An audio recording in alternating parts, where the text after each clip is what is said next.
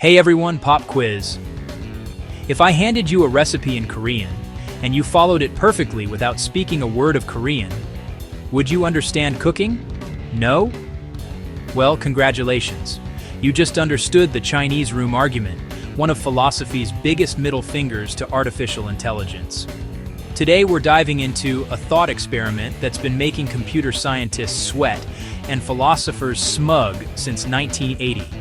Buckle up, because we're about to lock ourselves in a room with nothing but Chinese characters and existential dread. So here's how it works.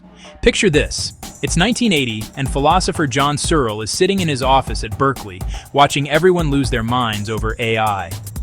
People are saying computers can actually think, not just calculate, but genuinely understand things. Searle thinks this is ridiculous. So he comes up with this scenario. Imagine you're locked in a room. You don't speak Chinese, not a single character, but you've got a massive instruction manual written in English. This manual is basically the world's most tedious rulebook. If you see this symbol, write down that symbol. Now, Chinese speakers outside the room slide you questions written in Chinese through a slot. You frantically flip through your manual, match the symbols, and slide back responses. To the people outside, it looks like you're having a perfectly fluent conversation in Chinese. They're asking about philosophy. You're giving brilliant answers. But here's the kicker. You have absolutely no idea what you're saying. You're just matching squiggles to other squiggles like the world's most boring game of memory. Searle's point? That's exactly what computers do. They manipulate symbols according to rules, but they don't actually understand anything. They're just really fast symbol pushers with no consciousness, no comprehension, just pure unthinking execution. Oh boy, did this start a fight. Okay, but what if the whole system understands Chinese? Not just you in the room, but you plus the manual plus the process. It's like saying your brain cells don't understand English individually, but together they form you, and you definitely understand English. Probably. I hope you're understanding this right now. Then there's the robot reply. Philosophers like Paul and Patricia Churchland said, fine, but what if the room had a robot body? Like, what if it could walk around, touch things, experience the world? Maybe then it would understand. Because understanding isn't just symbol shuffling, it's about being embedded in reality. The system's reply camp argued that Searle was committing a classic mistake, like saying, well, no single neuron in my brain understands Shakespeare, therefore my brain can't understand Shakespeare. Clearly wrong, right? But Searle wasn't backing down. His response, okay, fine, I'll memorize the entire manual. Now the whole system is me, and I still don't understand Chinese. Mic drop. The debate got so heated that it basically split into two camps. Team syntax, Searle's side, thinking is more than symbol manipulation, versus team computation, maybe understanding is just really sophisticated symbol manipulation. So why does this matter outside dusty philosophy journals?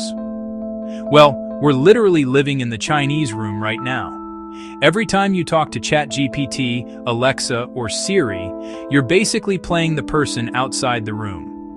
These AI systems are incredibly sophisticated Chinese rooms. They're predicting what symbols should come next based on patterns, but do they actually understand?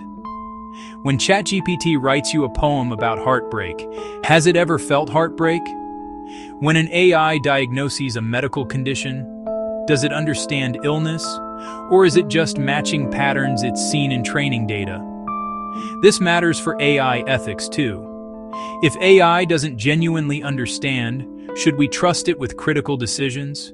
Self-driving cars, medical diagnosis, legal judgments? Are we just building really elaborate rooms full of really elaborate rule books? And here's where it gets really weird. Some researchers argue we might accidentally create consciousness anyway. Like maybe if the Chinese room gets complicated enough, understanding just emerges?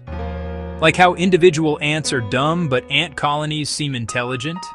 With large language models getting scary good at seeming human, we're forced to ask, at what point does seeming to understand become actually understanding? Some philosophers now argue the distinction doesn't even matter. If it walks like understanding and talks like understanding, who cares what's happening inside? This is called functionalism, and Searle hates it. Others point out that we might be Chinese rooms ourselves. How do you know you understand anything? Maybe your brain is just doing really complex symbol manipulation, and consciousness is just a story you tell yourself. Sleep tight. The experiment has influenced everything from cognitive science to AI safety research. People designing AI systems have to grapple with Searle's question. Are we building understanding or just really convincing forgeries? So there you have it, the Chinese room.